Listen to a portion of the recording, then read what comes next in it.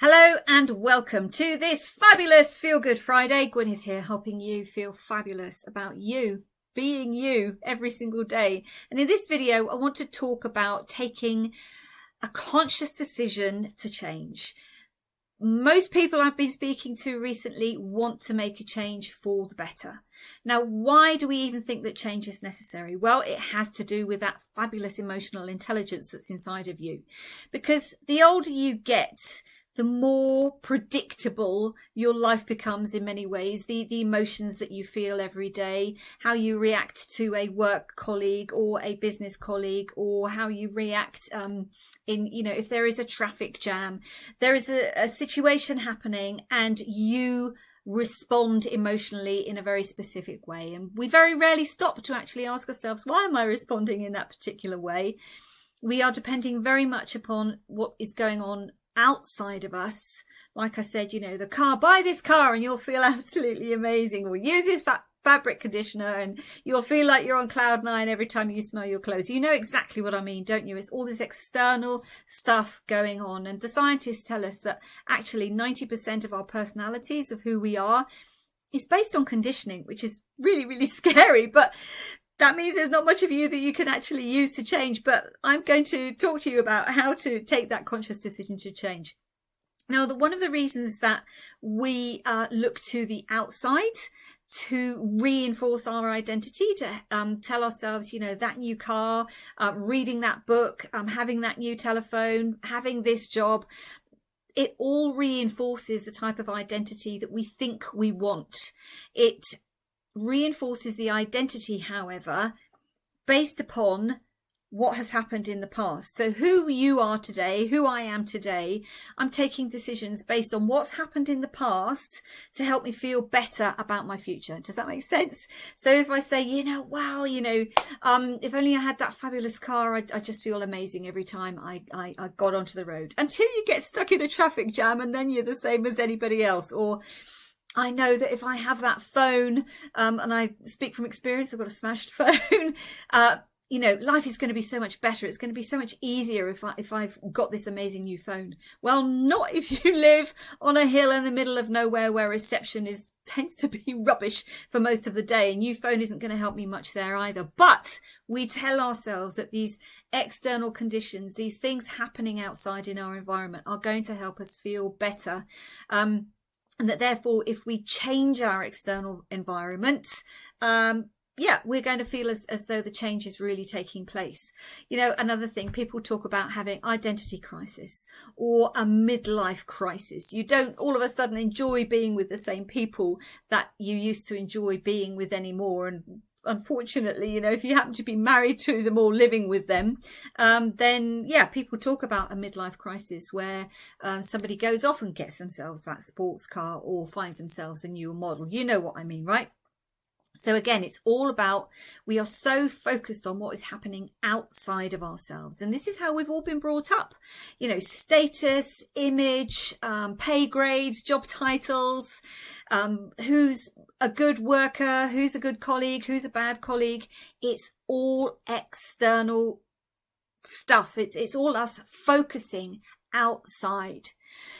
And when we know that a change has to happen, when we start feeling that this change is getting necessary, the feeling starts increasing. Again, as I've said so many times now, the automatic response is to look to change something outside. And you can potentially go and find a new job, or move house, or move country, or find a different human to live with, whatever. And you might feel okay again for a year or a couple of years even. But then at some point that nagging feeling comes back. And the reason, I'm getting to the point of my video now, the reason that this nagging feeling is never ever going to let you go is because when you take a decision to change, if you're only taking that decision on the outside, external to who you are, it's never going to change. Because where the change has to happen is in here, in your heart, in your soul, in your spirit, in your gut, whatever it is you want to call it. that is where that change has to happen. And that is really, really scary, because for many years you've potentially been blaming your bosses and your colleagues and the business and the government and all the rest of it for what's happening in your life, because it's easy to do, because that is what you have been conditioned to do.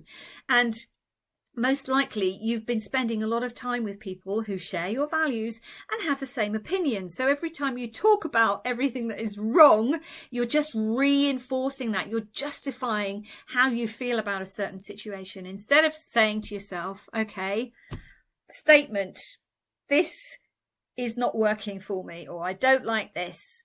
Once you've established that, then the next question has to be, what am I going to do about it? What am I going to do about it? What are you going to do about it? What needs to change inside of you with regards to your emotional response or reaction to somebody or something to allow you to move on? Now, when you can actually interrupt those emotional triggers, those emotional, circuits that just keep going around and around, even if you don't immediately have the answers, because you've been able to detach from that emotional sequence, that detachment has actually allowed you some space to potentially think or feel something new.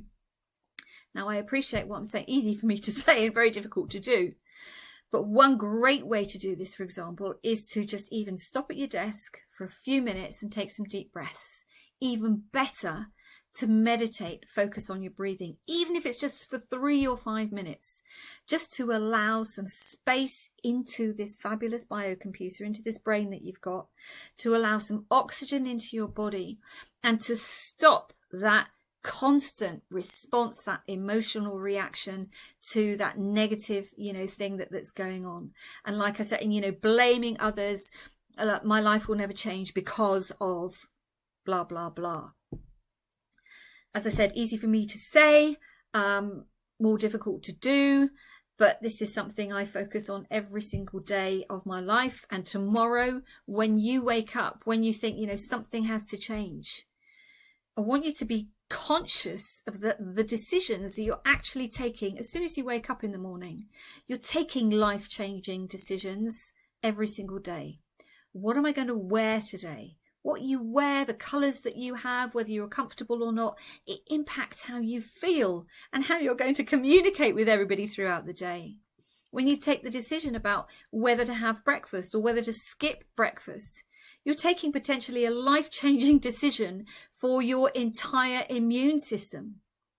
So when you say you want to change, and when you say, I need, something needs to happen, please take the time to go inside and stop looking outside, because that new relationship, that new car, that new job, they might seem attractive, but frequently it feels attractive because your decision to do that new thing is based on an emotion that you felt many years before, when you fell in love for the first time, when you passed your driving test, when you got your first job and your first salary and you had some extra cash. So question yourself. I hope that helps. And if you would like to know more about how I can potentially support you to take those life-changing decisions, please do get in touch. You will find a link below. In between time, stay safe, stay healthy, stay fabulous, because you are. I give you all my love. Until next time, bye-bye.